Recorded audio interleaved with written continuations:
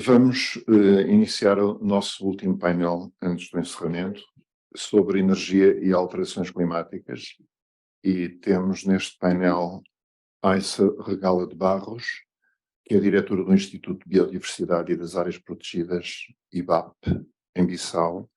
Veio diretamente da Guiné-Bissau, muito obrigado por ter vindo. Professora Helena Freitas, que é diretora do Parque de Serralves, mas ela vai entrar online e está a terminar neste momento um outro webinar, portanto vai entrar daqui a pouco. E o José Félix Ribeiro, nosso colega aqui na Universidade e também consultor da Fundação Carlos Gulbenkian. Boa tarde a todos. Antes de mais, queria agradecer ao Clube de Lisboa pelo convite para participar nessa importante conferência e partilhar a experiência da Guiné-Bissau na implementação dos dispositivos e ações de adaptação às alterações climáticas. Como todos sabem, a Guiné-Bissau é um pequeno país com imensas fragilidades que tende a responder aos desafios globais e especificamente às alterações climáticas num contexto em que sabemos que não se vai atingir os ODS, não se vai atingir a agenda da África 2063 e não se atingiu as metas da Aichi para a biodiversidade e agora que foram transformadas em novo quadro global da biodiversidade. Aqui apresento a experiência da Guiné-Bissau como um estudo de caso. A Guiné-Bissau é um pequeno país, como eu disse, costeiro, com 36.125 km², cerca de 1.800.000 habitantes, um país que está no centro da globalização, assim considero. É parte de várias organizações, a CPLP, a CEDEAO, União Africana, é também um pequeno estado insular em desenvolvimento. É um país onde se fala duas línguas, porque a língua oficial é o português, mas tendo os países vizinhos, estrategicamente temos que falar o francês. Também é um país globalizado porque recebe a biodiversidade que vem de toda parte do mundo. As aves migradoras que saem do Ártico até os Bijagós, onde é o segundo país mais importante para as aves na via de imigração do Atlântico Leste, as tartarugas marinhas que migram entre o Brasil, atravessam o oceano e vêm a Guiné-Bissau. Então isso mostra que, mesmo sendo um país muito frágil, joga um papel importante na conservação da biodiversidade e na criação da resiliência das comunidades. A Guiné-Bissau é um país vulnerável mais no quadro da subida do nível médio do mar, porque é um país plano e com grandes amplitudes de marés. Então, um dos indicadores das alterações climáticas é especificamente a subida média do nível médio do mar. O país alberga um património natural importante, recursos naturais abundantes, propícios para o desenvolvimento da agricultura, da pesca, da pecuária, mas, como todos sabem, o país não conseguiu se desenvolver devido a diferentes a fases cíclicas de instabilidade política. Temos uma variedade de ecossistemas, e a Guiné-Bissau fez um esforço enorme, conservando 26,3% do seu território, transformando em áreas protegidas. Mas nós adotamos um modelo diferente. Nessas áreas protegidas temos comunidades que vivem no seu interior. É uma estratégia que nos é favorável até agora. Porquê? Porque o modo de gestão que nós desenvolvemos é um modo de gestão participativo. A cogestão ou governança partilhada, onde as decisões são tomadas em comum. Então, isso até hoje favorece esse processo de conservação, que são áreas protegidas de facto e não no papel. Esse Sistema Nacional de Áreas Protegidas é constituído por 11 unidades de conservação, que integra vários ecossistemas marinhos, águas interiores e também ecossistemas terrestres continentais.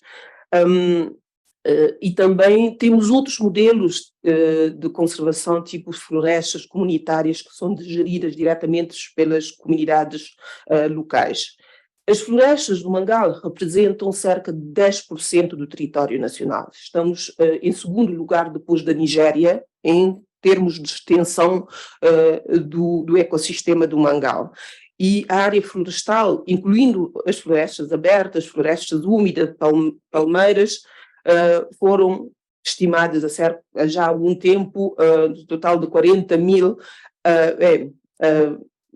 a cerca de 40% a 50% da superfície total do país. Mas, como todos sabem, e essa é uma informação muito importante, é que temos uma taxa estimada atual de desflorestação que se eleva a 40 mil a 60 mil hectares por ano, mesmo dentro das áreas protegidas.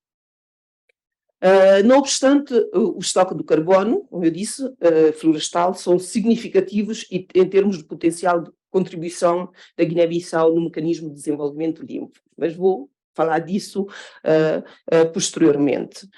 A Guiné-Bissau adotou um plano estratégico, Terra Arranca, 2015 a 2020, que atribuiu um valor central à biodiversidade ou à conservação na Guiné-Bissau. Infelizmente, devido à instabilidade política, o governo que adotou esse plano não conseguiu implementar cabalmente esse plano, mas esse governo está de volta e acreditamos que prossiga com a implementação desse plano estratégico Terra Arranca.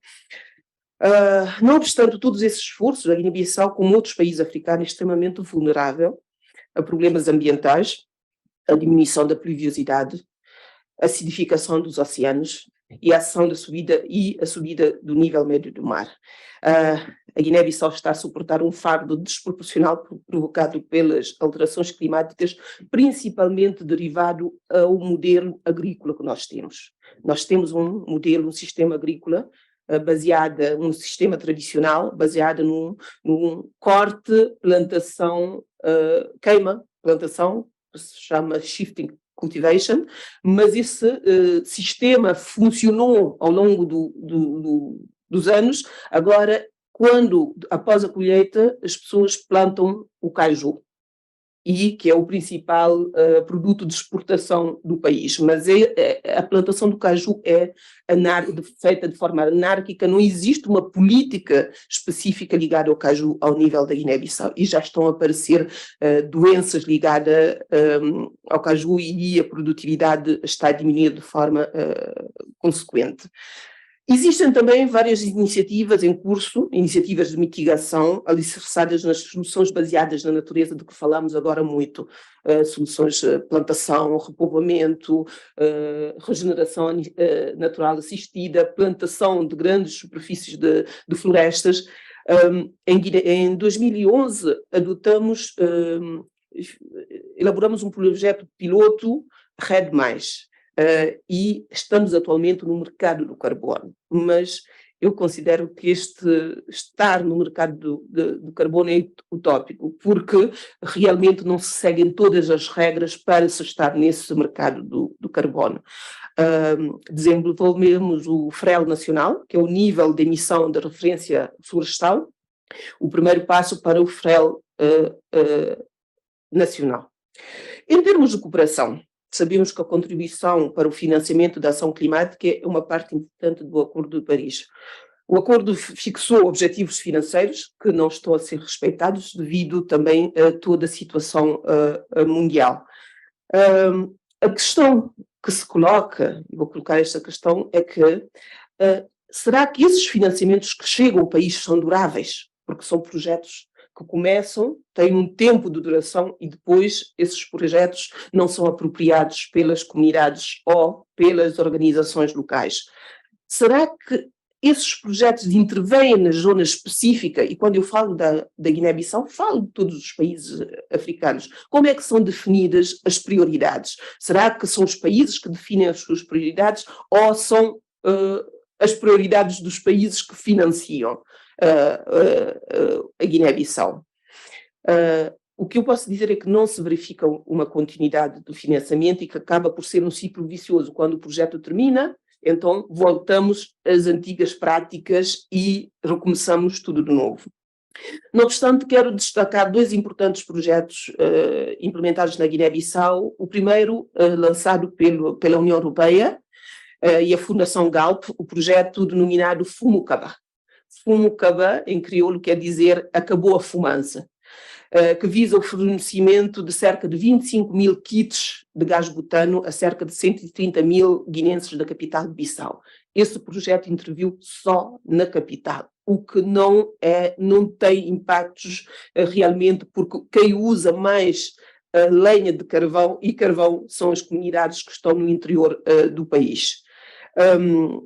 Acredita-se que a implementação desse projeto evitou, na mesma, a desflorestação do equivalente de 100 mil hectares.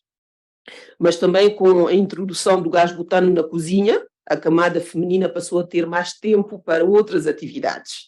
Isso acaba por responder um bocadinho aos objetivos de desenvolvimento sustentável. Outro projeto muito interessante, financiado em 2016 e que terminou em 2022, foi financiado pelo GCCA, que é a Aliança Global contra as Alterações Climáticas, cuja orientação estratégica é voltada para o apoio à implementação do Acordo de Paris e a Agenda de Desenvolvimento Sustentável. Este projeto foi denominado Áreas Protegidas e Resiliência às Mudanças Climáticas na Guiné-Bissau e tinha como objetivo reduzir a vulnerabilidade das populações e melhorar a sua resiliência às alterações climáticas e apoiar a Guiné-Bissau nos seus recentes esforços para o desenvolvimento com baixa emissão de carbono e resiliente às mudanças climáticas. Este projeto, após a avaliação, porque foi avaliado no final, mostrou que funcionou em parte, porque não respeitou os objetivos qual foi inicial, mas reforçou de forma estruturante a instituição responsável pelo Sistema Nacional de Áreas Protegidas, intervindo em todas as áreas protegidas ao nível do país. E permitiu desenvolver também ações baseadas na natureza, como reflorestação, fogões e fornos melhorados, agricultura nas bolanhas, que é na parte mais baixa, diminuindo assim a pressão nas zonas florestais. E com isso, avanço para as questões da transição energética e energias renováveis. A posição da Guiné-Bissau é alinhada com os restantes países africanos, a posição da União Africana, que defende, entre outros, que temos que elaborar um roteiro que favoreça a transição justa para as energias renováveis e que seja sensível à realidade da África. Ainda hoje, a Guiné-Bissau só 80% da população guinense tem acesso à eletricidade. Isso só na capital. E algumas ações pontuais no interior do país. Então, temos que ser realistas realmente e traçar as vias de desenvolvimento energético para a África sem comprometer, como foi dito durante todo o dia, os imperativos de desenvolvimento. Os países africanos, dos quais a Guiné-Bissau precisa do espaço para a transição energética com uma abordagem progressiva para as energias renováveis. Temos a matéria-prima, sol, vento, água, e até agora a água já se coloca um problema, porque já nota-se muita seca nos meses de abril até antes da época de chuva, então nós consideramos talvez que a energia hidroelétrica não seja durável para alguns países da África. Para isso temos que ter financiamento, tecnologias, infraestruturas, competências para estimular esforços e investimento nas energias renováveis e eficiência energética. Portanto, ainda existem vários estrangulamentos na implementação das ações das alterações climáticas em África, e em específico na Guiné-Bissau. Nomeadamente, existe desequilíbrio entre os países desenvolvidos e em desenvolvimento. Falou-se aqui hoje da inteligência artificial. Os países africanos, até isso nem é um tema de atualidade para nós. Nós queremos só ter internet, queremos ter eletricidade. Não estamos ainda ao nível de pensar da inteligência artificial.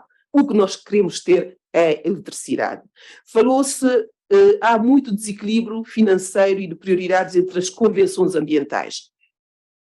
A Convenção Quadro das Nações Unidas tem um financiamento enorme, porque considera-se que os efeitos das alterações climáticas é global. A Convenção da Diversidade Biológica tem um financiamento pequeno, mas conservando a biodiversidade, cria-se resiliência as alterações climáticas. Uma das soluções para diminuir os efeitos das alterações climáticas é a conservação especificamente da biodiversidade. A floresta é a biodiversidade. Então não há que haver esse grande desequilíbrio entre o financiamento das diferentes convenções ambientais. Ainda se investe muito pouco na adaptação. Fala-se de mitigação, mas as mudanças, as alterações climáticas já são uma realidade. Então os países têm que se adaptar para fazer face às alterações climáticas. Mas até hoje os financiamentos são poucos financiamentos que vão para as questões da adaptação. Há uma cidade no norte da Guiné-Bissau onde já se nota conflitos de acesso à terra. A comunidade são da mesma etnia. Na Guiné-Bissau existem 33 etnias num espaço tão pequenino, e a mesma etnia já tem conflito porque uma tabanca, não sei se sabem o que é tabanca, não é? Uma cidade, uma pequena vila, não tem acesso à água potável. Então tem que atravessar todo o território para ir buscar água potável numa outra cidade, e isso já é objeto do conflito.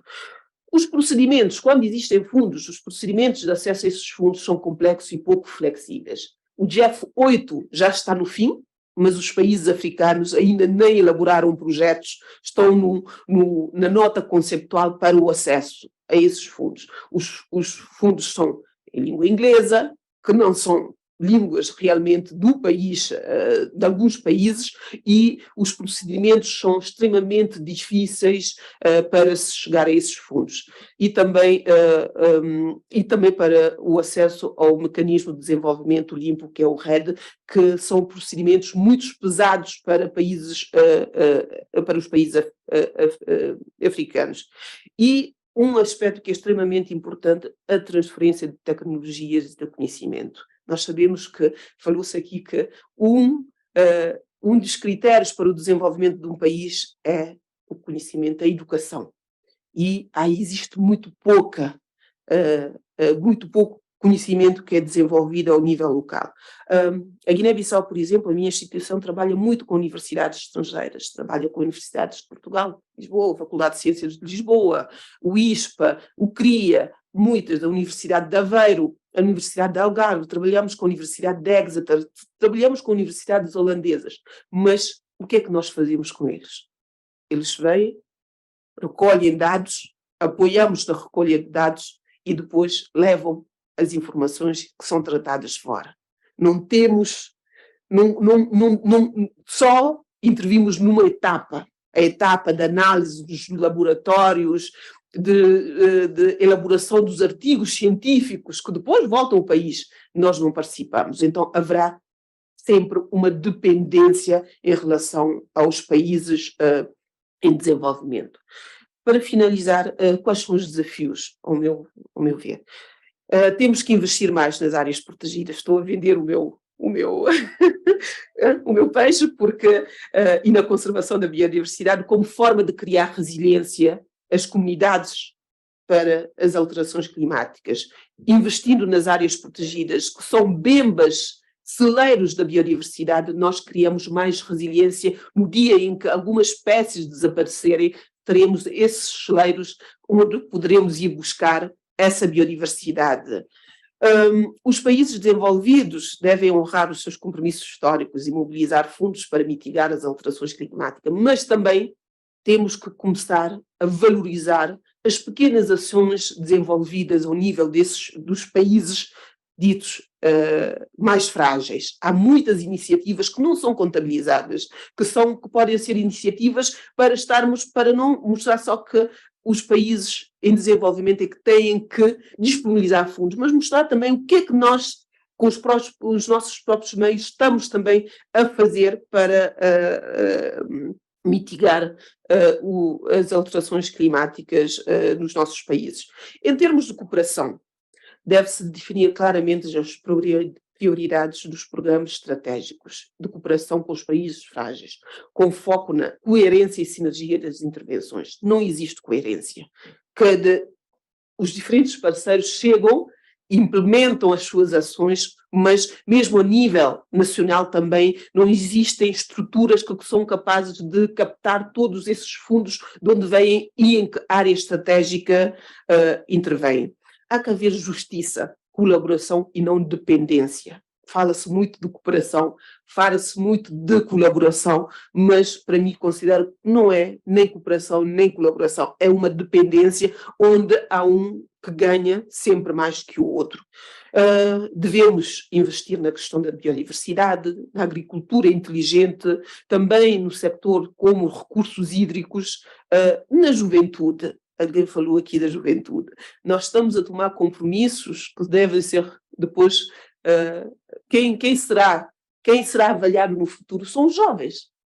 Os compromissos diferentes que nós tomamos aqui, por exemplo, o novo quadro global, que tem duas etapas, 2030 e 2050, nós já não, talvez eu já acho que estarei com certa idade e não serei eu a avaliar esses compromissos tomados pelos diferentes países. A questão do género deve ser considerada, claro, mas também nós queremos incutir aos países africanos a questão do género, quantas porcentagens temos de mulheres nas tomadas de decisão, mas temos que ver a questão cultural, como é que as mulheres se apresentam nos diferentes países. Não podemos harmonizar que seja igual em todos os países.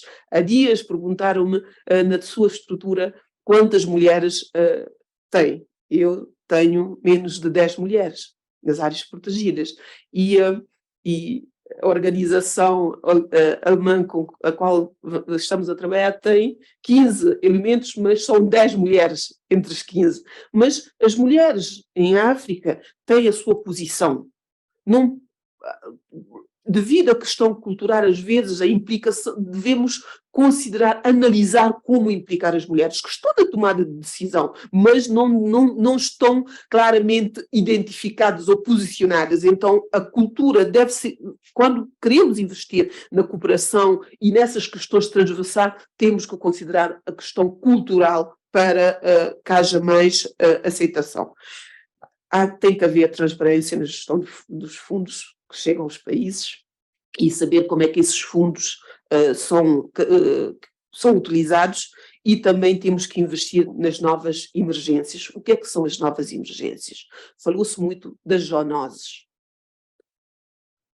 Há algum tempo tínhamos o ébola, depois apareceu o coronavírus. Mas também há outras zoonoses, o paludismo, o chikungunya, o dengue, são todas as doenças que aparecem pela alteração do uso do solo e também a manipulação de animais selvagens. Então é importante ter uma noção, porque falou-se de Covid, todo mundo teve medo de Covid, mas agora ninguém fala de Covid. Portanto, é importante entender de onde vêm essas doenças e, ao invés de resolver o problema, temos que resolver o problema em amont, ao invés de quando o problema aparece. E também temos que reforçar as capacidades de tecnologia. Em relação à neutralidade de carbono, eu sempre pergunto o que é que isso significa. Penso que o professor vai falar disso. Eu considero que a neutralidade de carbono é impedir os países frágeis de chegar à segurança alimentar. Os países frágeis fazem agricultura itinerante, agricultura para a sua segurança alimentar. Com os conflitos que tiveram que cultivar os próprios alimentos, o que é que nós fazemos? Estabelecemos uma linha de referência de emissão do carbono. Consideramos que a Guiné-Bissau, por exemplo, tem uma taxa de 20 ou 30 mil toneladas por ano e vendemos o resto que não utilizamos às empresas, a outras instituições que continuam a desenvolver as suas atividades. E eles dizem que são neutros em carbono. Mas não são neutros, porque não mudaram as suas atividades. Não houve nenhuma mudança. Só compraram o carbono protegido por outro país. Então, as pessoas têm que refletir realmente o que é que nós consideramos que é a neutralidade de carbono. E para finalizar, o relatório 2019, produzido pela Plataforma Intergovernamental Científica e Política sobre a Biodiversidade dos Serviços do Ecossistema, relata a gravidade das ameaças presentes. Esta plataforma chama-se IPBES e elaborou um relatório em 2019 que afirma que a biosfera da qual a humanidade depende está a ser alterada e a um nível sem precedentes, e que a biodiversidade está a diminuir mais rapidamente do que qualquer outro momento na história da humanidade. Há mais de 20 anos tomamos compromissos e até hoje não houve grande evolução. E os objetivos estão longe de serem atingidos. Já mudamos a estratégia, já não são as metas da Aichi, agora são o quadro global da biodiversidade. Saímos do mecanismo de desenvolvimento limpo, fomos para o Acordo de Paris e agora vai existir outros acordos ou CDNs produzidos. Então, há compromissos, mas não estão a ser respeitados e ninguém está a ser exigido. As alterações climáticas são uma grande barreira e uma carga muito importante para o desenvolvimento sustentável dos nossos países e constitui uma grande ameaça aos esforços da redução da pobreza. Portanto, é importante implementar agora as ações, porque a emergência é atual. Muito obrigada.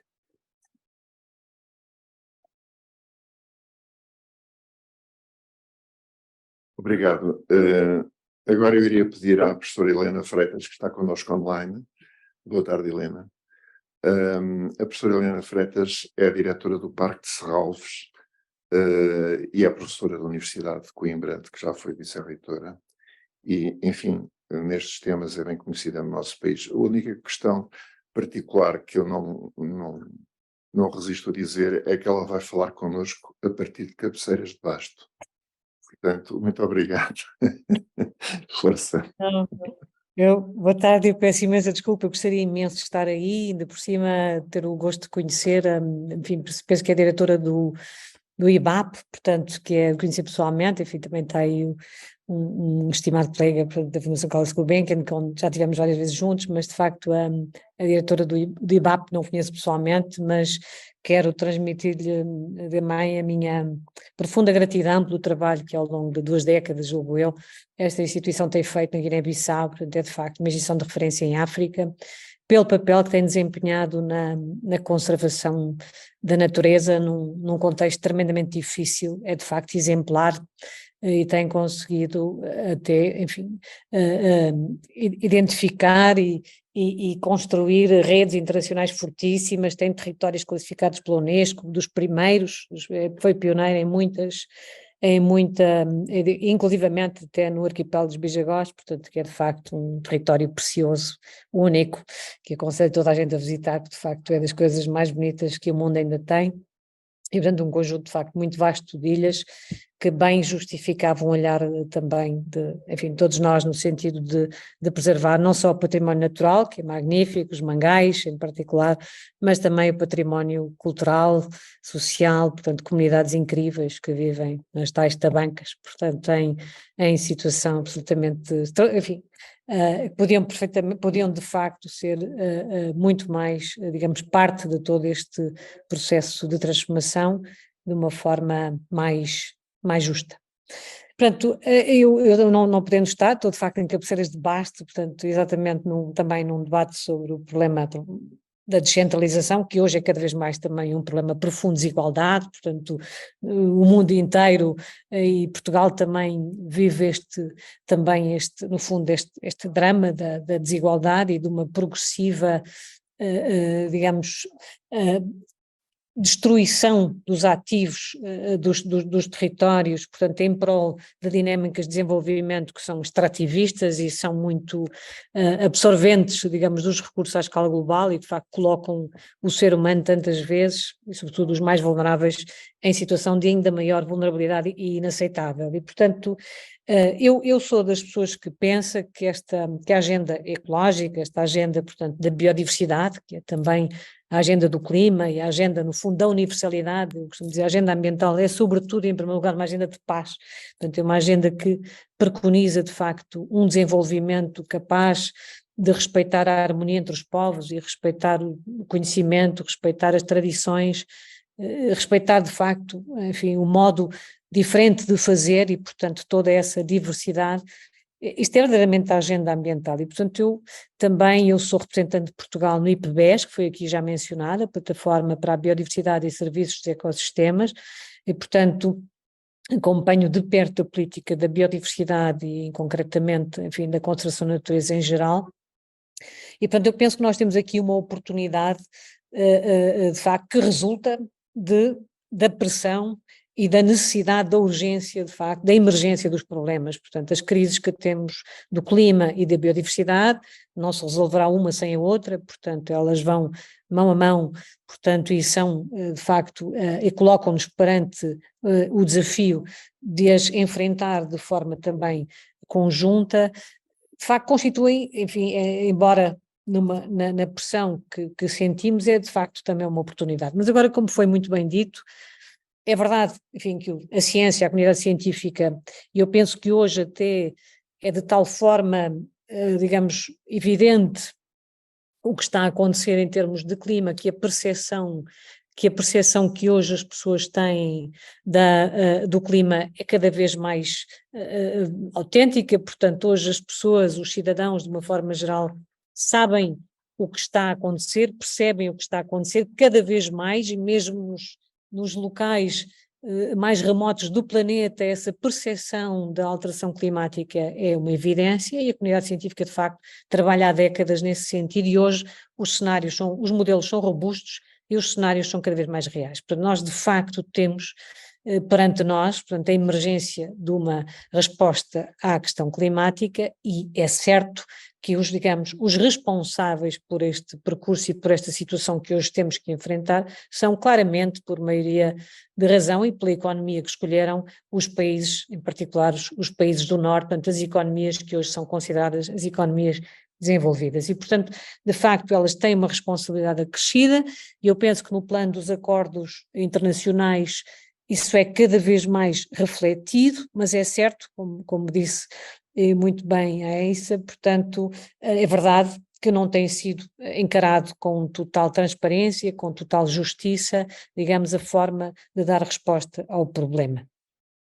Penso ainda assim que a questão de facto de progressivamente descarbonizarmos as nossas economias é um bem que vai para além dos próprios acordos, portanto eu penso que o processo de eliminação progressiva dos combustíveis fósseis é realmente uma resposta favorável ao mundo globalmente, mas é certo que a responsabilidade de uns é maior do que outros e, portanto, é expectável que aqueles que tiveram, digamos, mais tempo a produzir carbono e, portanto, a alimentar a atmosfera e a contaminar a atmosfera, sejam também chamados hoje à responsabilidade, até porque continuam a ser eles, digamos, as grandes cotas de produção das emissões de carbono ainda estão do lado, e muito, não é? Portanto, globalmente, o continente africano contribui para 4%, não é? Da cota da emissão de carbono e, portanto, enfim, isso diz um pouco tudo. Portanto, nós, de facto, temos que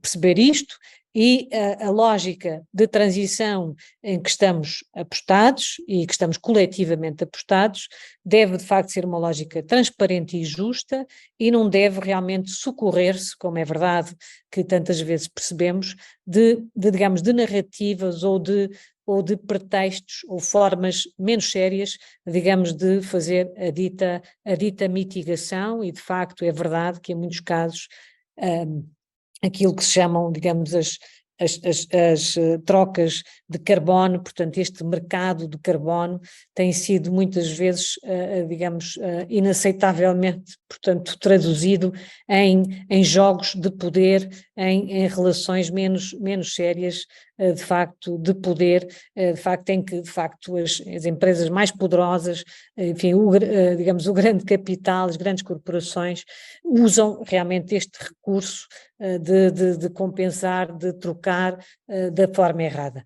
Mas não é por isso que eu penso que devemos perder o mercado de carbono, ele é importante, nós temos nos oceanos um grande sumidor de carbono, de facto as plantas alimentam-se de carbono e portanto em si mesma a narrativa pode ser bem aproveitada, portanto, mas é verdade que temos permanentemente, eu acho que a humanidade nunca progrediu de outra forma, portanto estamos permanentemente, de facto, a ter um contraditório, há quem chama isto o lado bom e o lado mau, não é? É sempre assim, mas eu penso que o grande objetivo de reduzirmos progressivamente, o mais rapidamente possível, os combustíveis fósseis é absolutamente imperioso para a própria sobrevivência dos sistemas que suportam a vida na Terra. E, portanto, nós temos que fazer esse caminho, mas esse caminho, de facto, tem que ser justo e os protocolos têm que conseguir respeitar exatamente esta questão de justiça. E por isso é verdade também que esta dialética entre a mitigação e a adaptação persiste por demasiado tempo,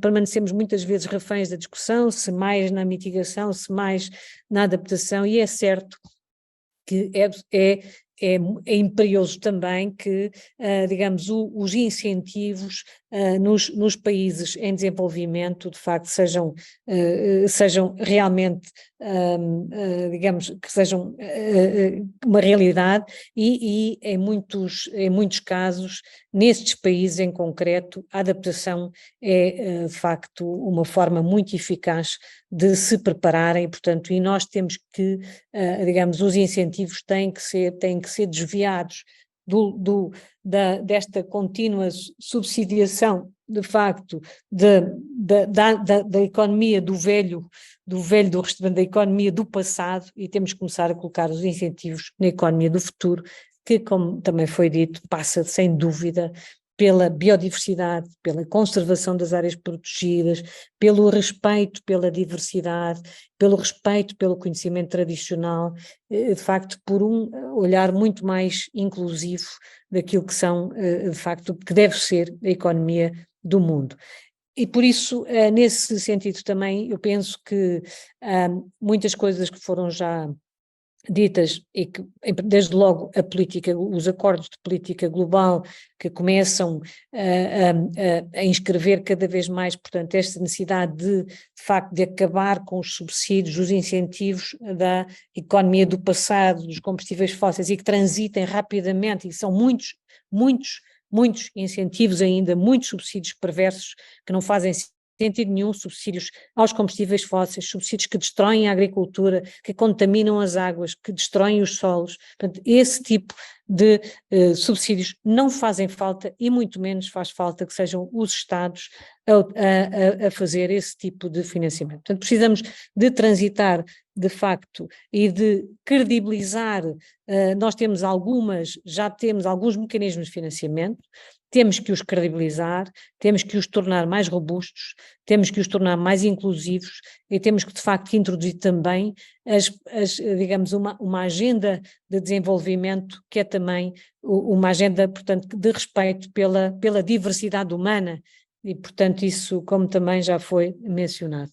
É verdade que este é um tempo que exige conhecimento também, e como foi dito, exige conhecimento que, mais uma vez, portanto, estamos permanentemente a elaborar sobre, digamos, uma profunda desigualdade, portanto, contextos muito de grande dificuldade de acesso, foi dito, à literatura, portanto, à literatura científica, às redes, portanto, de facto, o mundo está muito dividido, portanto, também no acesso aos bens essenciais e àquilo que são, digamos, os fatores que ativam as novas soluções, e, portanto, é por isso que estes mecanismos de financiamento têm que ser muito bem desenhados e têm que ser honestos, portanto, e têm que, de facto, ter a transparência necessária para identificarem exatamente aquilo que faz falta.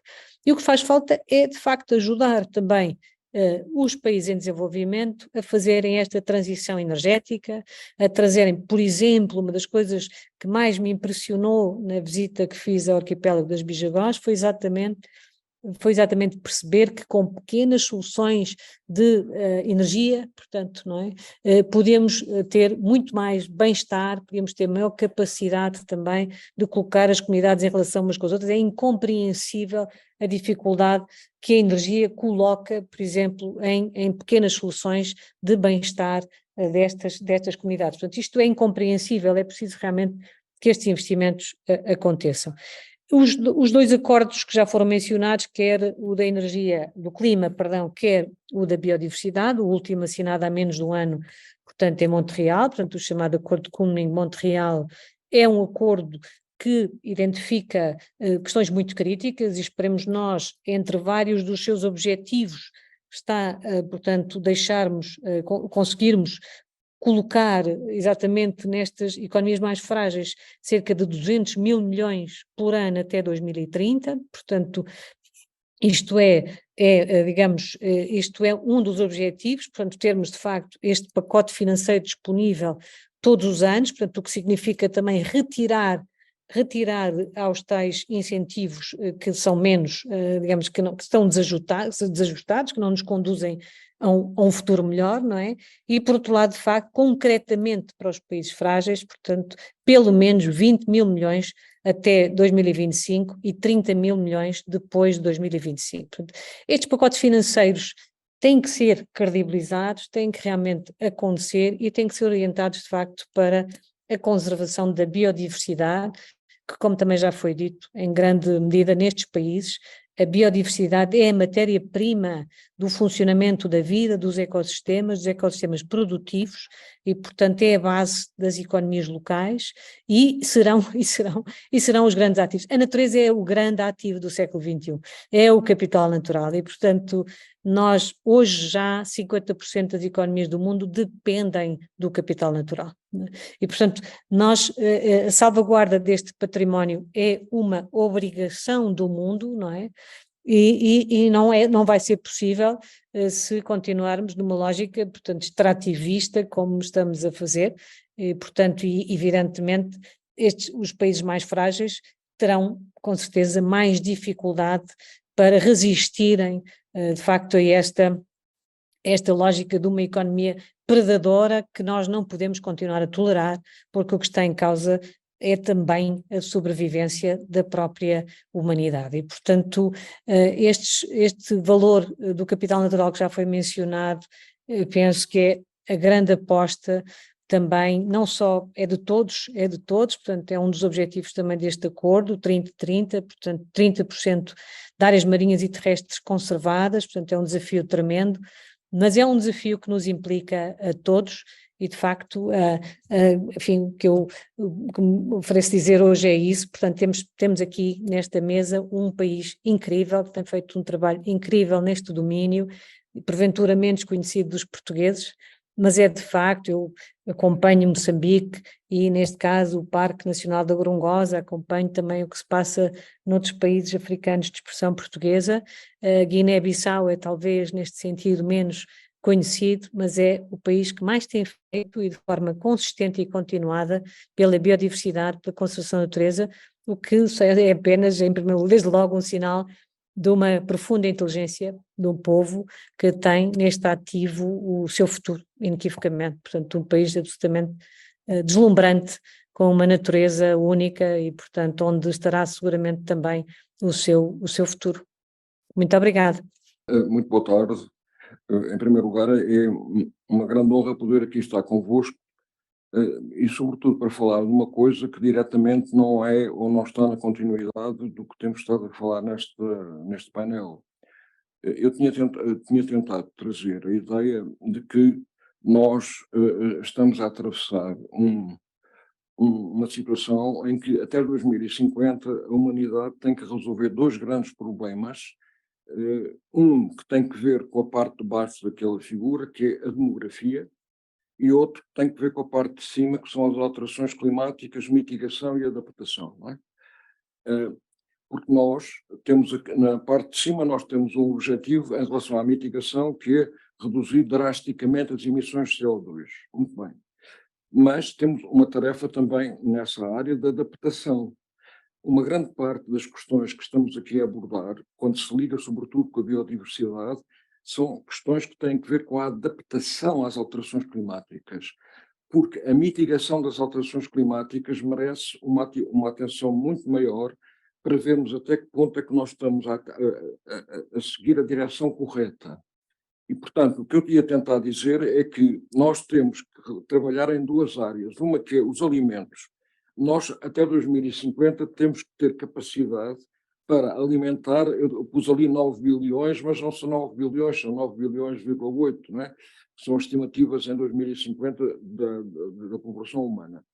Portanto, a capacidade de tirar do capital natural, porque é do capital natural que, em grande parte, os alimentos desta população acrescida vão obter-se, é uma tarefa fundamental para o planeta. A outra tarefa, que é a redução das emissões de CO2 de acordo com o Acordo de Paris, está lá em cima. Mas as duas coisas têm que ser pensadas em conjunto, porque são dois desafios simultâneos para a mesma data. O que eu gostava...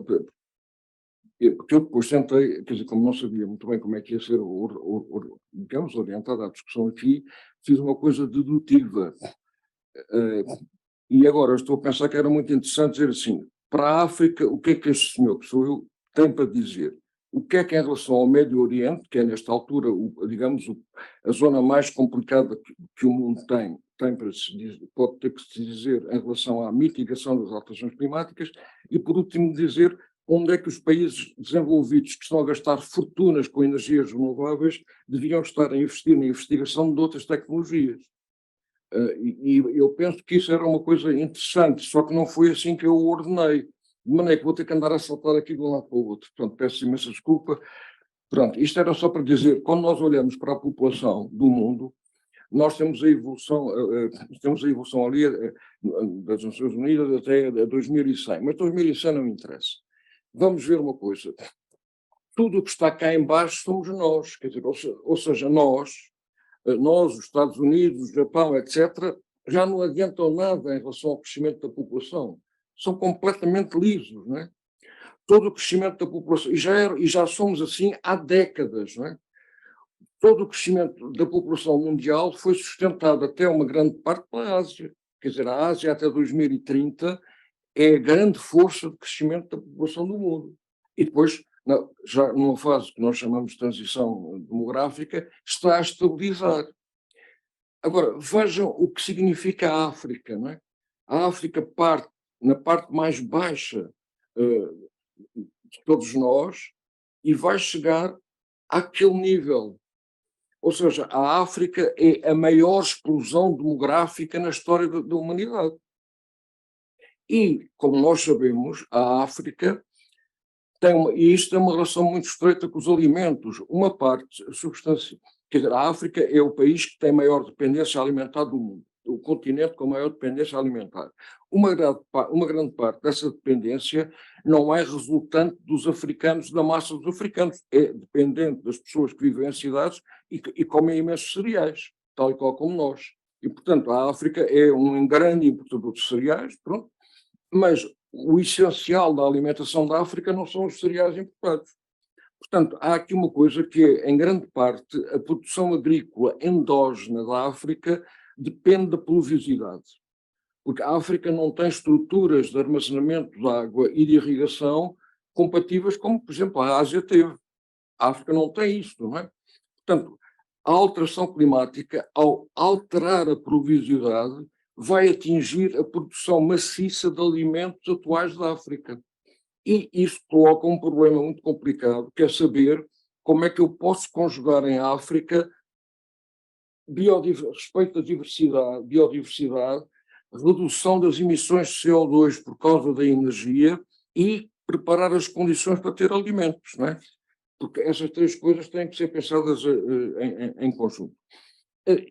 Portanto, o que eu ia dizer agora, quando nós falamos da África e dos alimentos, eu diria assim, nós temos de ter três grandes preocupações. Uma que é reduzir, ou seja, não aumentar a dependência que nós temos hoje da África dos produtos que vêm de fora e que no fundo correspondem a uma camada da população que já tem uma alimentação completamente distinta do resto da população. Depois temos que reduzir a dependência da produção agrícola endógena da pluviosidade, porque sem isso as alterações climáticas têm um efeito absolutamente desestabilizador. E por último, há uma coisa que ninguém liga, que é a necessidade de diversificar a oferta de alimentos. nós não nos podemos esquecer que quando foi criado o Sistema das Nações Unidas e se criou a FAO, dirigida para a parte dos alimentos e da agricultura, uma das primeiras coisas que na década de 50 a FAO fez foi dizer para o trigo, para o milho e para o arroz, vamos criar em 3 sítios do mundo diferentes centros de investigação para procurar encontrar as variedades de cada um destes cereais que pudessem ser mais rapidamente utilizáveis com muito maior produtividade. A Revolução Verde foi possível porque isto foi feito. Hoje não há nada disso no planeta, ou seja, o planeta não tem, ou seja, não há uma organização que seja capaz de dizer, bom, nós temos que preparar, agora não é só o trigo, o milho, o arroz. E eu achei muito interessante porque a fundação do Bill e da Melinda Gates, do Bill Gates, da Microsoft, está a lançar em África uma coisa muito curiosa, que é criar um grande laboratório de investigação para as novas variedades de batata doce.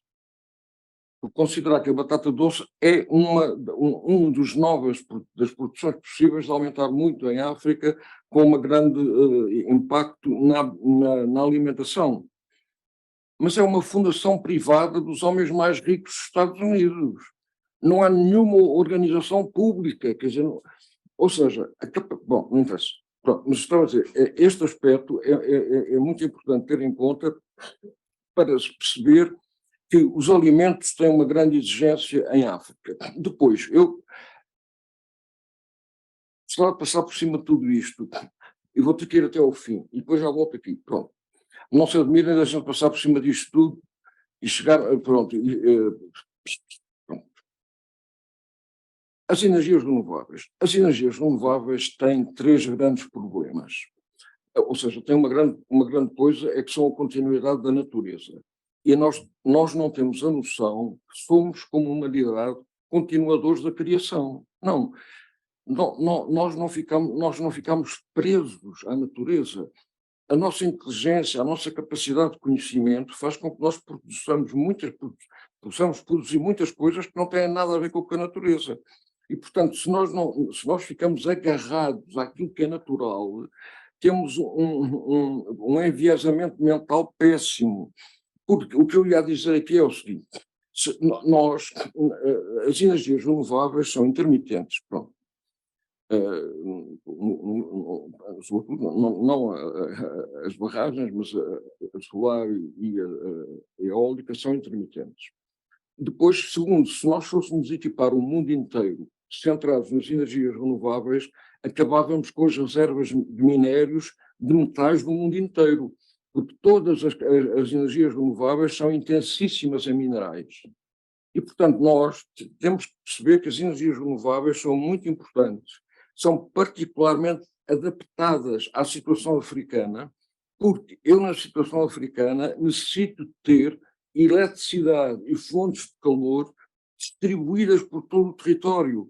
E como não tenho ainda, na maior parte dos casos, redes elétricas que permitam fazer o calor e, ao mesmo tempo, as outras coisas que a eletricidade faz, eu tenho vantagem em pegar as energias renováveis para trabalhar eletrificação e fontes de calor de forma dispersa pelo território.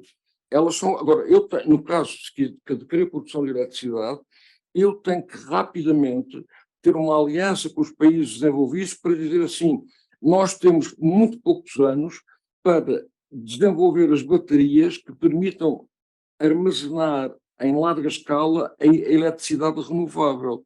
Porque a eletricidade renovável é um inferno do ponto de vista da sua distribuição, em relação às redes, etc. Portanto, eu preciso ter rapidamente, em África, um conjunto de áreas com energias renováveis e com armazenamento de eletricidade renovável que depois possa ser distribuída em redes. E se não fizer isso, estou a perder tempo. Estou a perder tempo. E desse ponto de vista, devia ser uma parceria entre os países desenvolvidos que estão a trabalhar nas baterias. Por exemplo, os americanos, as grandes utilities americanas que estão cheias de energias renováveis, neste momento o que estão a investir é em baterias enormes para armazenar essa eletricidade, por forma a que ela chega à rede já não tão parcelizada, mas muito mais compactada, não é? E desse ponto de vista, para a África, isto devia ser uma coisa muito importante de lidar. Portanto, eu em relação à África não sou capaz de dizer mais nada.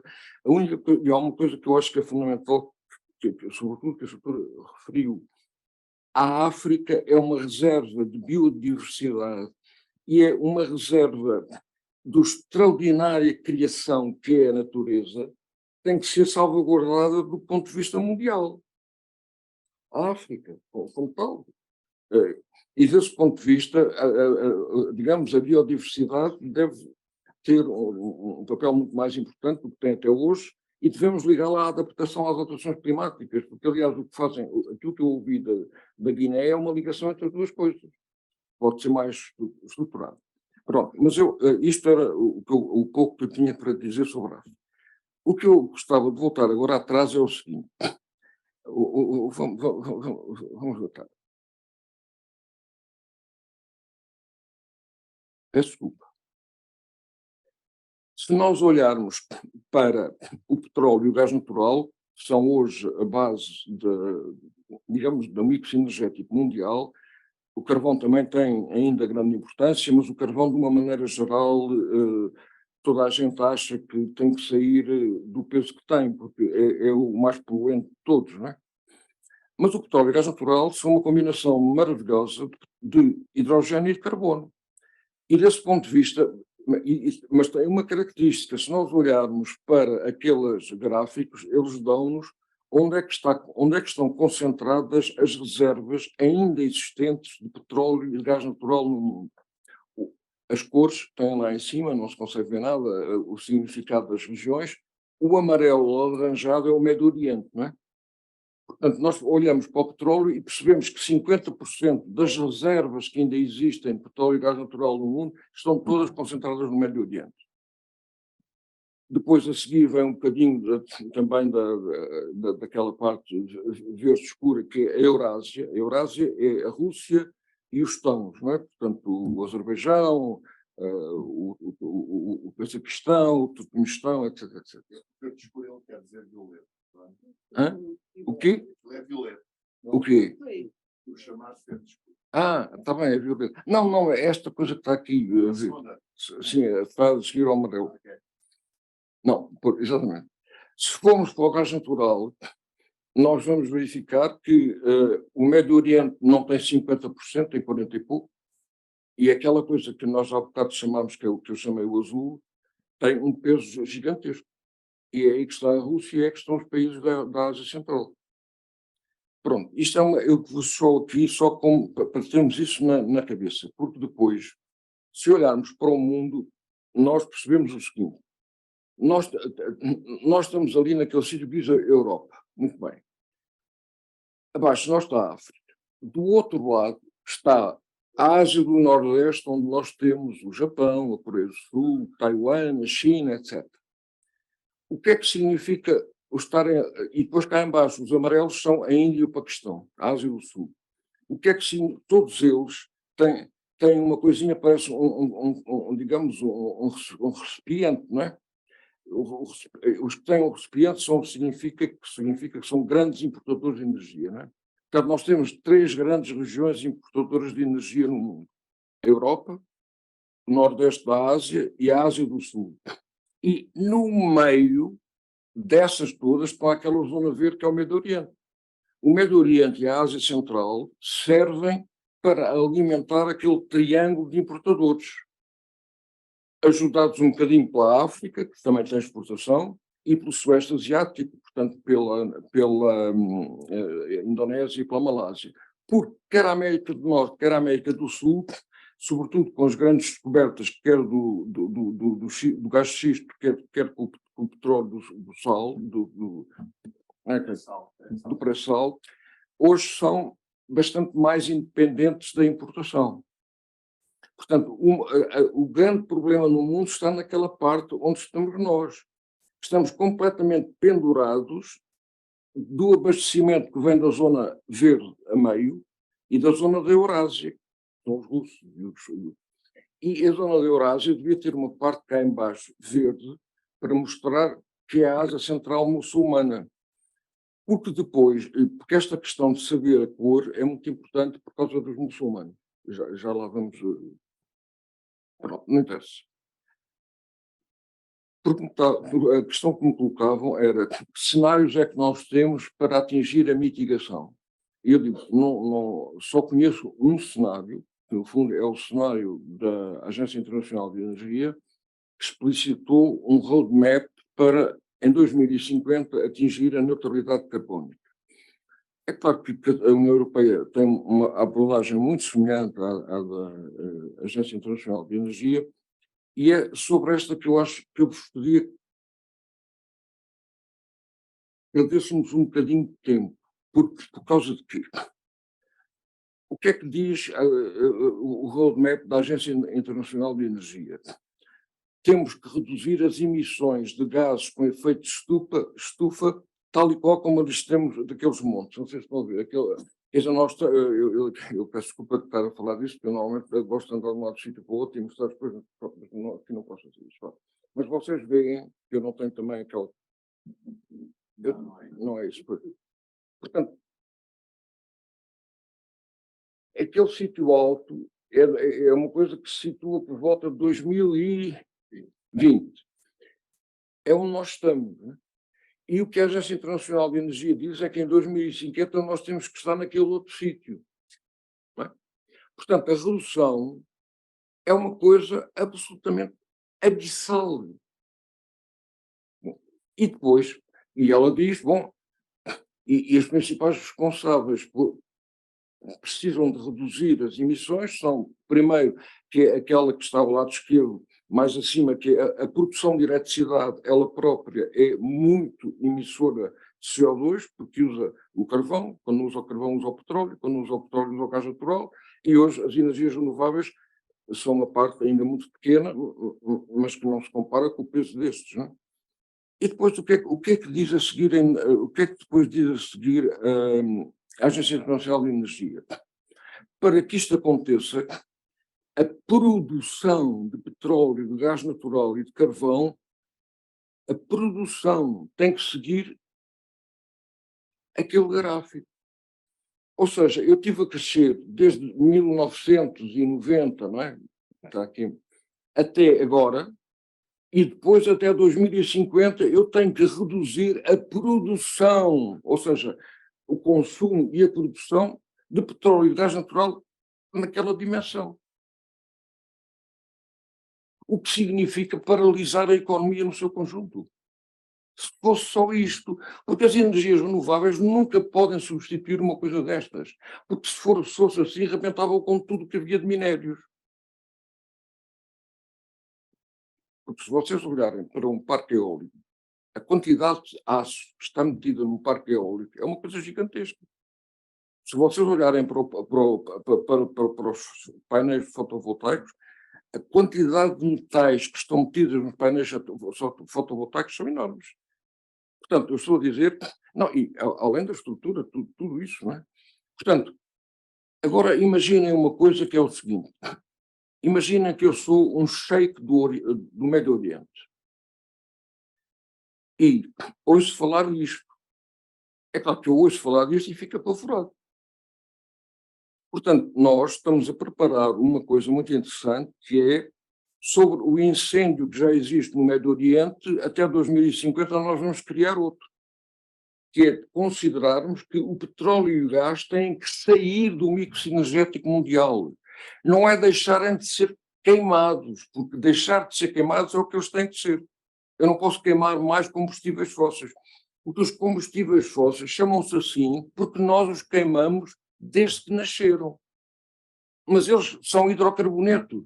E os hidrocarbonetos podem ser muito aproveitados de outra maneira.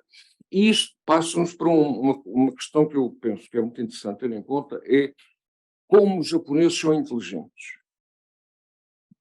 O Japão... ouçam, isto é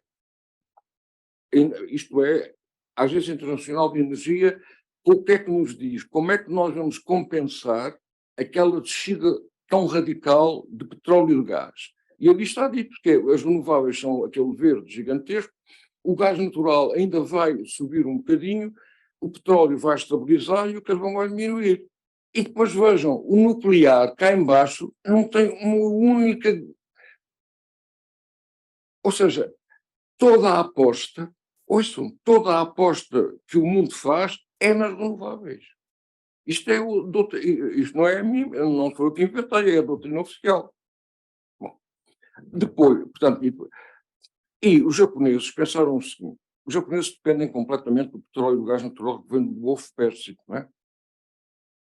E eles não têm um grama, não é? Um grama de petróleo, não têm um metro cúbico de gás natural, desde o princípio, desde que nasceram como indústria. Portanto, aliás, fizeram a Segunda Guerra Mundial porque não tinham nada no seu território, queriam ter coisas de petróleo garantidos por eles, e por isso foram à procura, depois deram aquele desastre. Não interessa.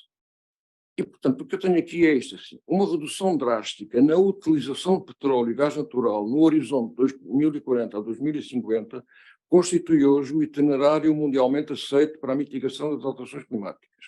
E poderá acabar por desencadear um confronto com as sociedades muçulmanas, com os Estados, no Golfo Pérsico, no Cáucaso e na Ásia Central, ou ainda no Sudeste Asiático, têm como receitas fundamentais a venda de petróleo e gás natural.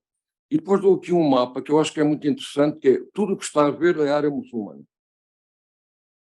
E depois com o vermelho é a área onde estão concentradas as reservas, as maiores reservas de petróleo e gás natural, que é o Golfo Pérsico e a Ásia Central. Agora, olhem para aquilo. Não vos impressiona muito, mas eu acho que isto é uma coisa muito impressionante. Não, olhem para o Médio Oriente hoje, agora, não é? Sem que nada disto seja público, não é? Bom, e portanto eu achei muito interessante só pegar aqui, só para terminar esta parte, que é a estratégia do Japão. O Japão optou por fazer uma aposta centrada no hidrogênio, aliás, contra a opinião de toda a gente. Eles definiram que têm que ir buscar o hidrogênio a algum lado, vão buscá-lo em parte às energias renováveis, tal qual como nós podemos querer fazer cá com o hidrogênio verde, mas disseram assim, para a dimensão com que nós queremos utilizar o hidrogênio, tínhamos que encher o Japão de energias renováveis e, portanto, não havia lugar para as pessoas. Enfim, não é assim, não é nestes tempos que eles disseram, não é? Temos que ter maneira de obter o hidrogênio do carvão, do petróleo e do gás natural.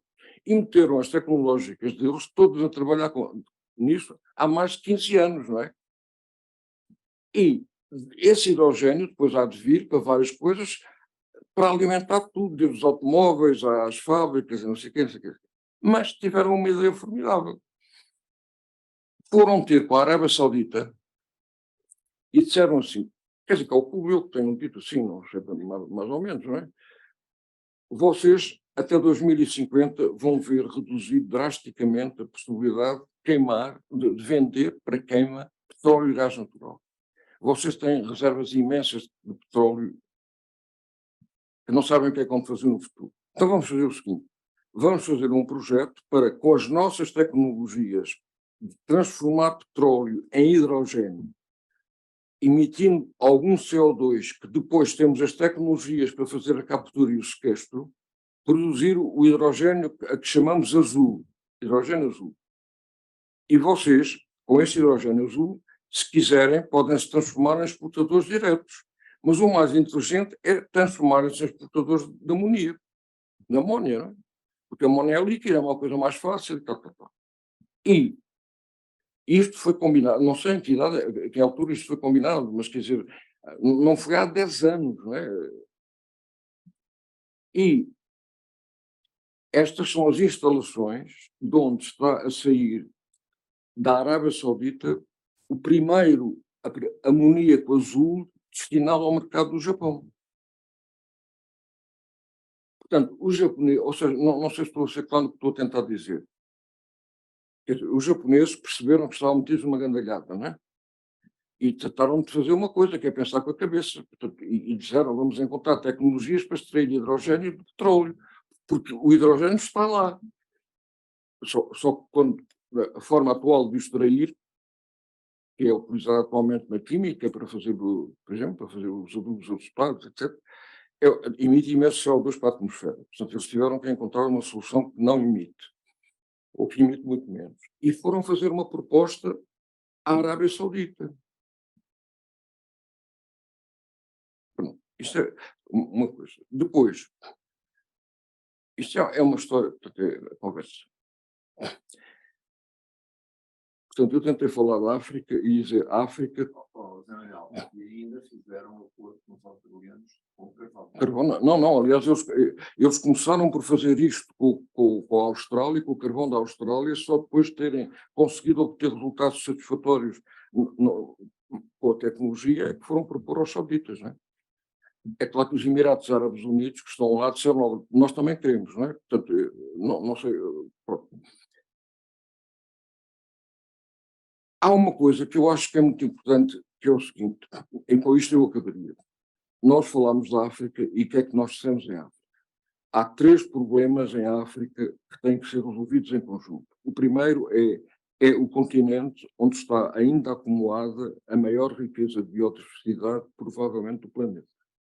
E, desse ponto de vista, precisamos de salvaguardar e de valorizar e de tornar conhecida a biodiversidade africana. Em segundo lugar, temos que garantir alimentos para a África para aquela explosão demográfica.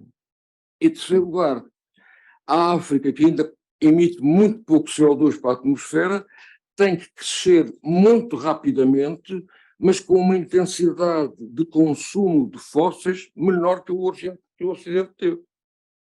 Portanto, é esse programa que a gente tem que preparar.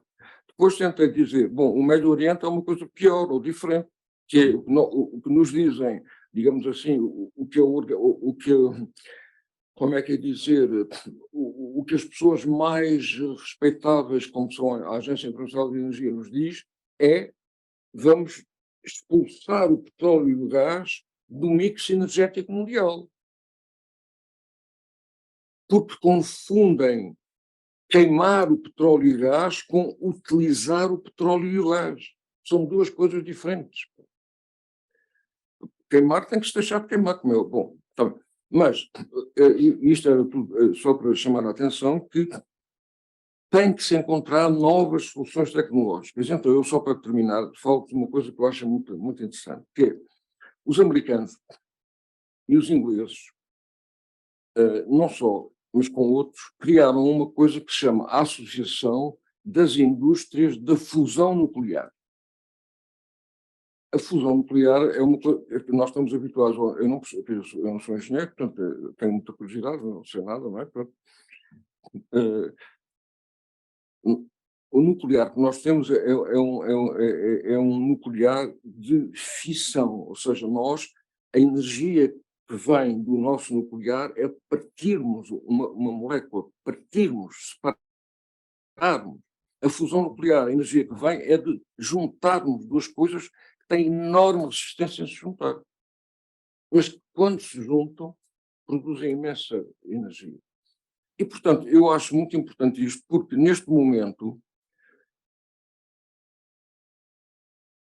isto é um artigo de janeiro do Economist, em que diz assim, portanto, a fusão nuclear está de volta na moda, e provavelmente desta vez talvez funcione. E depois daquele lado são portanto, o aumento do número de companhias privadas que estão a explorar tecnologias para a fusão nuclear. Uma grande parte delas, isto depois temos aqui no boneco, uma grande parte delas, nós temos, digamos, elas são para aí 30, 20 estão nos Estados Unidos, 6 estão no Reino Unido, 2 estão na Alemanha, uma está na França, uma está no Israel, claro, uma está em Israel, depois na China estão 2 e tal. Portanto, os Estados Unidos preparam-se para desempenhar no futuro o papel que desempenharam para o petróleo, que é serem os inovadores das novas fontes energéticas. É claro que ninguém sabe disto, ninguém fala disto e toda a gente acha, mas eu acho isto uma coisa muito interessante. Isto é o aumento do número de empresas, depois tem lá o nome de todas delas, não é? Desde em 1998 foram as primeiras, não é? São tudo empresas privadas, compreendem? Tudo financiado pelo capital de risco ou por grandes fortunas. Não são os grandes empreendimentos do Estado, como o ITER, etc., coisas gigantescas, são coisas públicas. Esta gente o que pretende é dizer assim, nós queremos produzir equipamentos de fusão nuclear que cabam num caminhão e, portanto, sejam compactos até 2030, não é? Para dominar a tecnologia, depois ela será difundida a seguir, não é? E se vocês forem ao, digamos, ao site desta associação que eu referi, tem a ficha de todas as empresas, que são 30 ou 32, não é?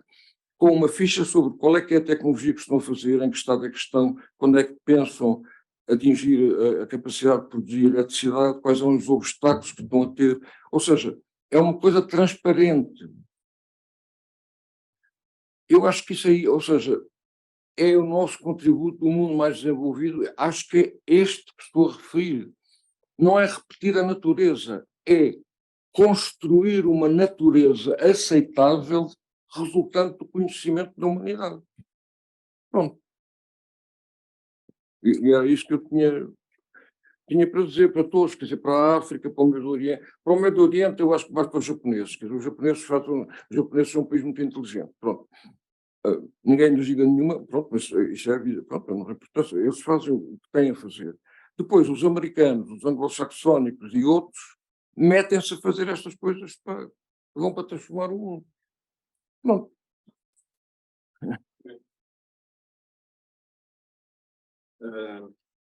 Ainda temos algum tempo para algumas questões. Não. Peço desculpa porque foi tudo um bocadinho à pressa e mudar de sítio para sítio. Pronto.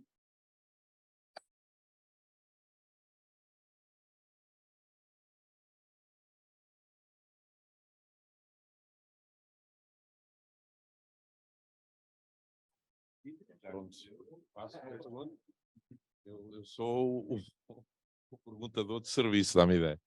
Bom, eu gostava de colocar uma pergunta aos dois, mas é a Guiné-Bissau que está na minha mente quando faço esta pergunta. Nós sabemos que o manto de gelo da Antártida e da Groenlândia estão a fundir. Já há desprendimentos de grandes massas de gelo na Antártida. Também sabemos que no Ártico o gelo flutuante está a reduzir, está a fundir, e que já permite a navegação pelo norte e poupando muito tempo de navegação aos navios que querem ir para a China, para o Pacífico, não é? Indo para o norte. E, evidentemente, a fusão dos gelos vai fazer subir o nível do mar. E a Guiné-Bissau é um país, é um delta e de vários rios, que tem uma pequeníssima elevação acima do nível do mar e, portanto, vai, evidentemente, sofrer as consequências da subida do nível do mar. E aquilo que eu queria colocar era uma pergunta no plano ético. Como é que a sua doutora, mas também o seu professor, eu também gostava que se pronunciasse sobre isso, se puder e tiver a gentileza, como é que, do ponto de vista ético, as pessoas de um pequeno país frágil veem estes problemas, porque vão ser vítimas de um problema resultante do aquecimento global que não é provocado pelos vossos países. É pelos países que são grandes emissores de gases com efeito de estufa. E, portanto, era essa perspectiva que eu gostava de introduzir aqui no nosso debate e ouvi-la e ouvi-lo também, ao Sr. Professor Félix Ribeiro, sobre esta questão ética de serem os países mais frágeis, os grandes afetados pela subida do nível do mar.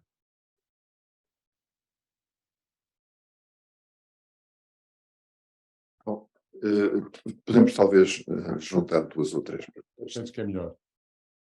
Bem, esta pergunta é muito interessante, mas liga-se com a adaptação.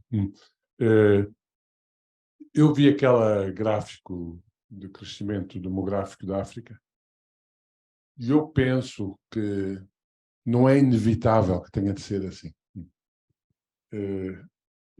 muita gente não fala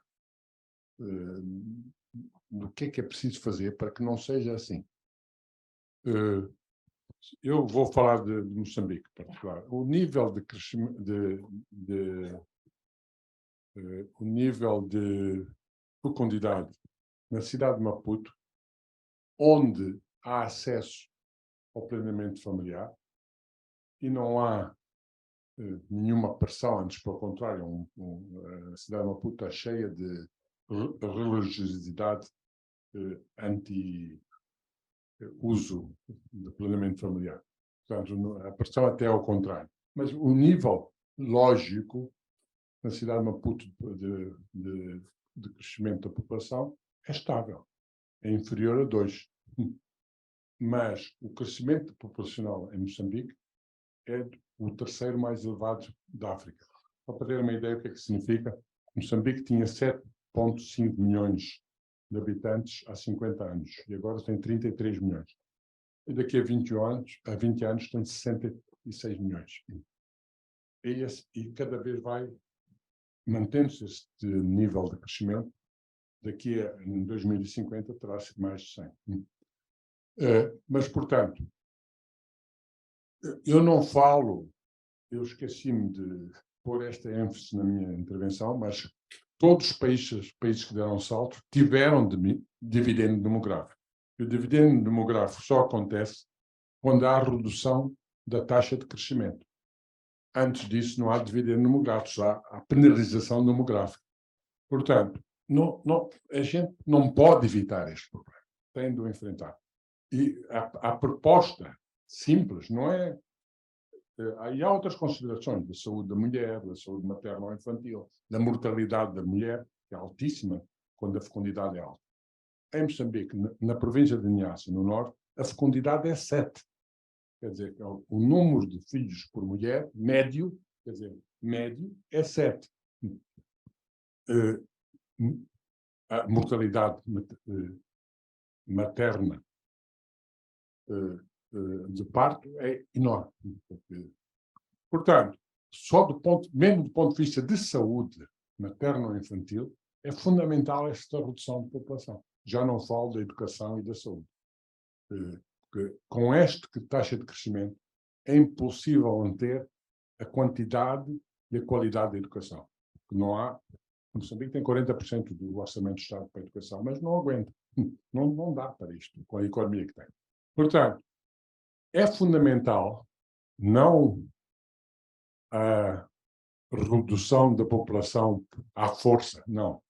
Sou contra isso.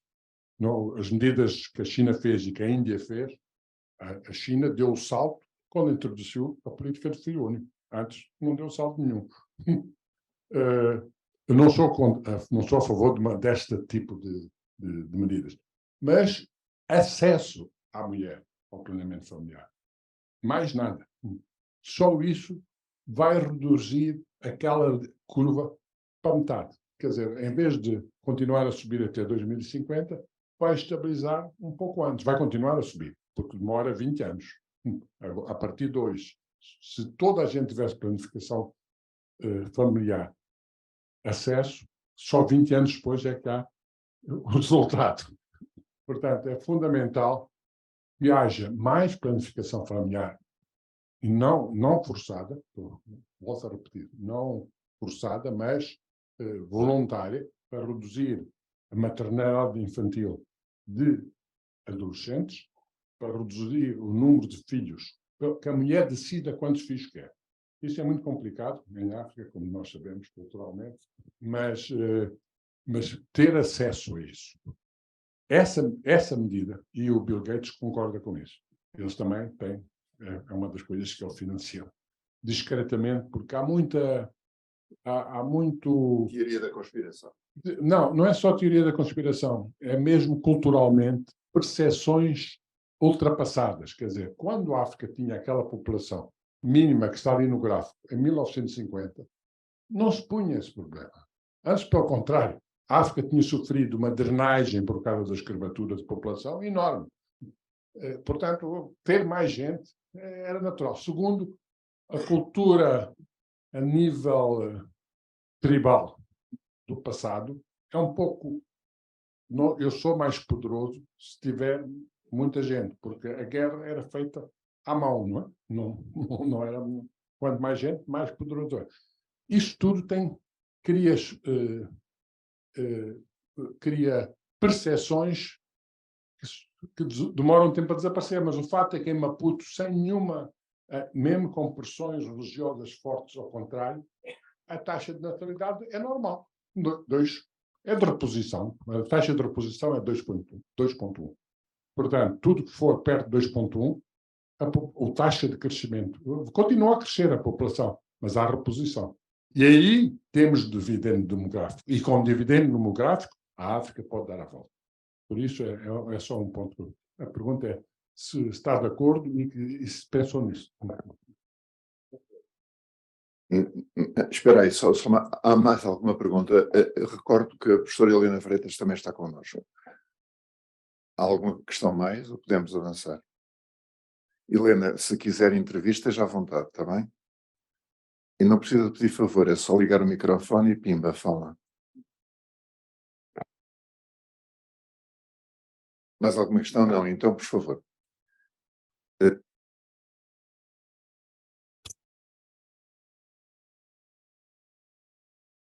Não tinha pensado neste tema para aquilo que preparei. Isso é óbvio, não é? A experiência, o que eu acho que era muito interessante percebermos é o que é que se passa em Maputo para que isso aconteça. Ou seja, o que é que a urbanização, e uma urbanização que não é completamente miserável, porque Maputo, eu fiz lá o serviço militar, ou seja, eu gosto muito, gostava muito de Maputo, portanto, ou seja, quer dizer, Maputo tem coisas que são muito valiosas, quer dizer, o que é que se terá passado lá? A influência tribal é menor, com certeza, mas, por exemplo, se eu estivesse num país muçulmano, maciçamente muçulmano, provavelmente eu não teria essa facilidade, não é? Mas ao acesso, Maputo, o serviço de saúde, há informação sobre a educação e há acesso. É possível, a mulher quer ter penetração e tem. No resto do país, não. Não há pura e simplesmente acesso. É zero. E o mesmo se passa no Nigéria, no Burkina Faso, não é só há restrições, há problemas culturais, há percepções, mas o problema... Nós estamos confrontados com uma série de desafios a que nós estávamos habituados e para os quais a governação mundial nunca se preparou. Quer dizer, ou seja, nós vivemos num mundo onde as desigualdades eram desigualdades entre as classes, nos países desenvolvidos, eram desigualdades entre os países desenvolvidos e os países em desenvolvimento, etc. Mas neste momento, o que o Sr. Almeida colocou existe um risco enorme de países inteiros desaparecerem, sem que, naturalmente, o facto de terem ou não responsabilidade no assunto não me daria aqui muita importância. A questão fundamental que se coloca aqui é como é que a humanidade se vai preparar para atuar sobre os países que vão desaparecer. E isso é uma coisa que tem que ser posta na ordem do dia. Só que ninguém põe isso na ordem do dia com o medo não, e de assustar toda a gente, não é? Portanto, eu acho que tem que ser, ou seja, por isso é que eu chamo isso a adaptação às alterações climáticas, ou seja, a adaptação às alterações climáticas é o sítio onde nós devemos fazer o trabalho mais profundo, combinando a tecnologia com a antropologia, com as ciências sociais, etc, etc, etc.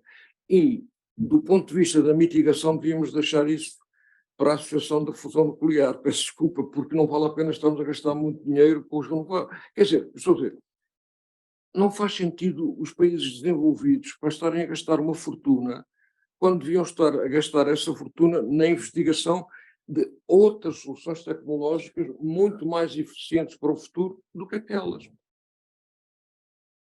Mas eu não posso dizer, ou seja, isso é, pronto, é só isso que eu tenho, porque as renováveis são fabulosas para a África, são fabulosas. são fabulosas mesmo para zonas de um país como Portugal, quer dizer, em certas zonas. Agora, países fortemente urbanizados e industrializados, não dá, porque, só mesmo para terminar, a ideia de descarbonizar a economia é um absurdo, porque nunca a economia do futuro vai ter mais materiais ricos em carbono do que aquela que nós estamos a pensar. Porque os materiais ricos em carbono vão substituir uma grande parte dos materiais metálicos, porque os materiais metálicos e o cimento são a coisa mais extraordinária do mundo, que eu pego num monte de pedras, não é? Pedregulhos, não é? Meto dentro de um forno, ponho a temperatura para transformar aquilo tudo em pó. Portanto, este processo de obter metais e cimento não só é altamente consumidor de energia, como, digamos assim, é contra a natureza, quer dizer, pegar num monte de pedregulhos e tentar, pelo calor, fazer em pó. Porque e desse ponto de vista é que eu digo, quer dizer, nós estamos a caminho, nós temos assim, ao mundo, digamos, das pedras, depois ao mundo dos metais, nós estamos a entrar na idade do carbono. Do meu ponto de vista, do carbono como material. Basta olhar para o grafeno, basta olhar para várias coisas. E eu acho extraordinário que se fale da descarbonização como se o coitadinho do carbono tivesse... Portanto, porque trabalhar nos materiais em carbono é outra coisa muito importante para os países desenvolvidos fazerem, não é? Qualquer baterias de lítio, quer dizer, mas as baterias vão ser quase todas, em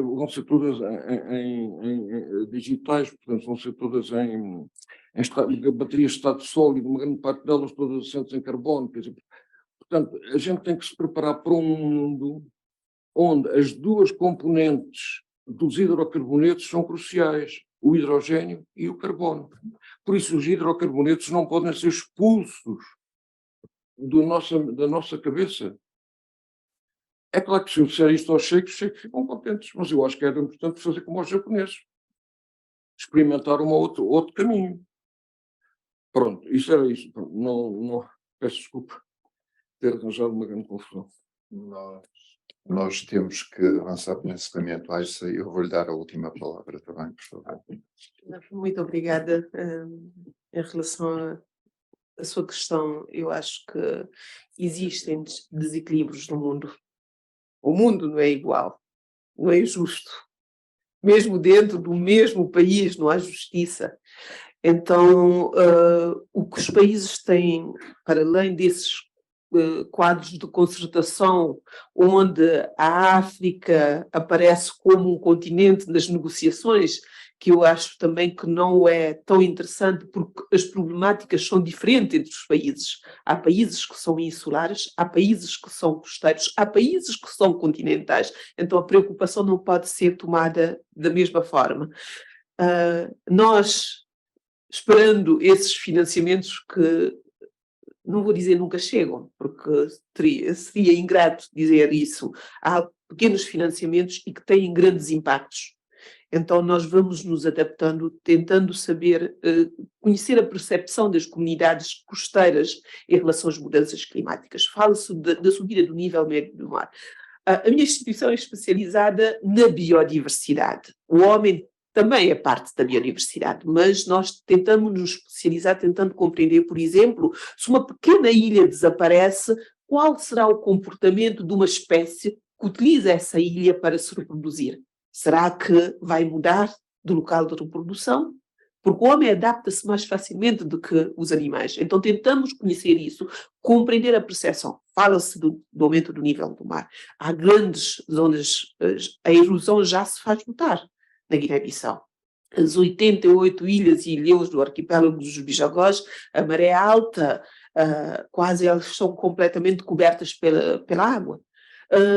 Há ainda também falei da grande amplitude da maré. Entre o mês de setembro a agosto, temos as marés vivas de 7 metros. E ainda por cima, a água entra a 150 quilómetros no interior das terras. Quer dizer, temos o mangal, que nos protege, mas que é também objeto de predação por parte das pessoas que conhecem menos.